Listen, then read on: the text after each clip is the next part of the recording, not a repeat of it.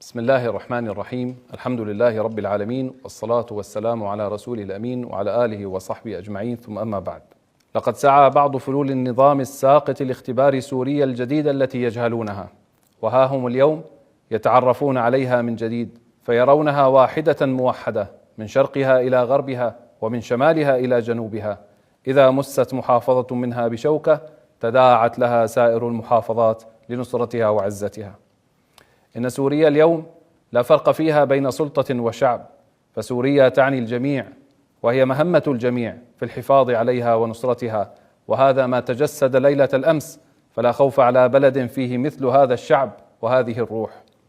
يا أيها الفلول، إننا في معركة التحرير قاتلناكم قتال الحريص على حياتكم رغم حرصكم على مماتنا، فنحن قوم نريد صلاح البلاد التي هدمتموها، ولا غاية لنا بدماء أحد.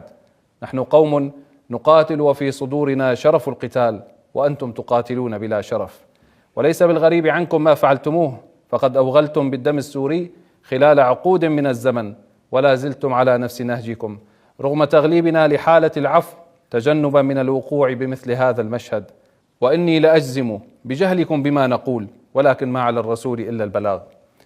إنكم بفعلكم الشنيع بقتل من يحمي سوريا ويسهر لخدمتها واقتحام المشافي وترويع الآمنين قد اعتديتم على كل السوريين، وإنكم بهذا قد اقترفتم ذنبا عظيما لا يغتفر، وقد جاءكم الرد الذي لا صبر لكم عليه، فبادروا إلى تسليم سلاحكم وأنفسكم قبل فوات الأوان. أيها السوريون، قد رأى العالم لهفتكم على بلدكم وحبكم لها وشعور الانتماء إليها، وهذا ما يليق بكم وبأصلكم، فبغير هذا الحب لا تبنى الأوطان. وأني أبارك لقوى الجيش والأمن على التزامهم بحماية المدنيين وتأمينهم أثناء ملاحقتهم لفلول النظام الساقط وسرعتهم في الأداء، وأؤكد عليهم بأن لا يسمحوا لأحد بالتجاوز والمبالغة في رد الفعل، وأن يعملوا على منع ذلك، فإن ما يميزنا عن عدونا هو التزامنا بمبادئنا، ففي الوقت الذي نتنازل فيه عن أخلاقنا نصبح عدونا على صعيد واحد. وأن فلول النظام الساقط تبحث عن استفزاز يفضي إلى تجاوز يستجدون من ورائه.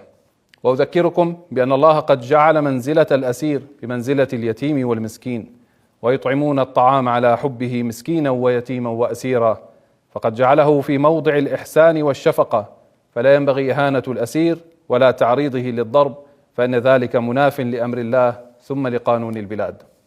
وختاما، سنبقى نلاحق فلول النظام الساقط من أبى إلا يستمر في غيه وطغيانه، ومن ارتكب